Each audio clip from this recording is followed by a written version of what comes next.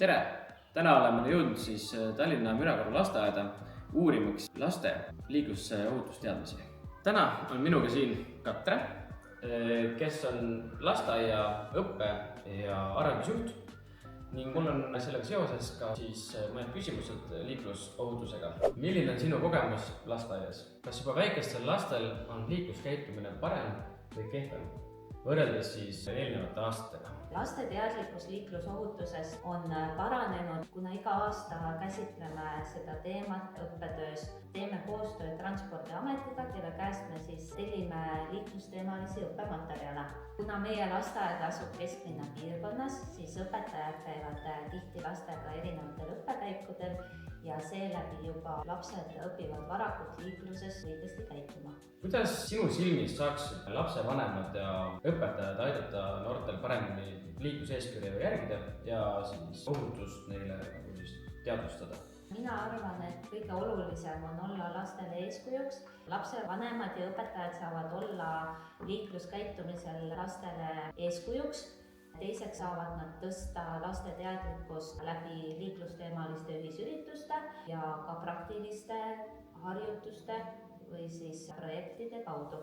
Millised on kõige levinumad vead, mida noored liikluses teevad, näiteks ülekäiguraja ületamisel? Esimene asi, mis mul kohe pähe tuleb, on see, et lapsed ületavad joostes ülekäigurada.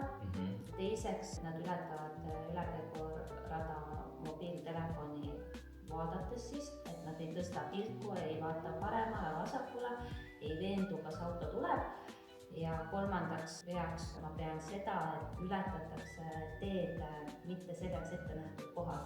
Kui mõelda nüüd näiteks lasteaialastele, et nad liiklevad hästi palju tõukerattaga, jalgrattaga, siis võib-olla see ka, et ületatakse teed niimoodi, et ei tulda jalgratta pealt maha. Võib-olla lähtudes fooriga ülekäigurajast, siis seal on kindlasti see, et ei oodata võib-olla seda süttivat rohelist tuld, vaid minnakse punasega üle.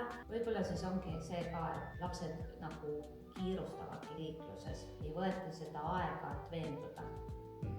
Eks kuldlause on sisuliselt, et peatu vaata veendu. Just. Kui palju mõjutab nutiseadmete kasutamine laste ja noorte tähelepanu üldse liikluses? Kas sa oled märganud ohtlikke olukordasid? Mina arvan, et nutiseadmete, mobiiltelefonide kasutamine liikluses mõjutab väga palju noorte tähelepanu. Esimene olukord, mis mul kohe pähe tuleb, on see, kui laps ületas teed niimoodi, et ta vaatas mobiiltelefoni ja astus ülekäigurajale niimoodi, et ta ei veendunud, et auto tuleb ja astus auto vette. Õnneks auto sai pidama. Ja lõpetuseks viimane küsimus. Kus sa saaksid anda noortele ühe olulise soovituse liikluses turvaliselt käitumiseks? Mis see oleks siis? Hea küsimus. Võib-olla see oleks see, et ole alati teadlik ümbritsevast liiklusest ja ära kiirusta.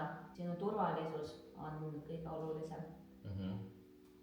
Just sellepärast, et kõik ootavad seda tagasi. Just. Aitäh sulle sinu aja eest. Loodame, et jätkub ikkagi samas rollis noorte liikluskasvatus ja edu tegemistes. Aitäh, et tulite Mürakoru lasteaeda. Aitäh.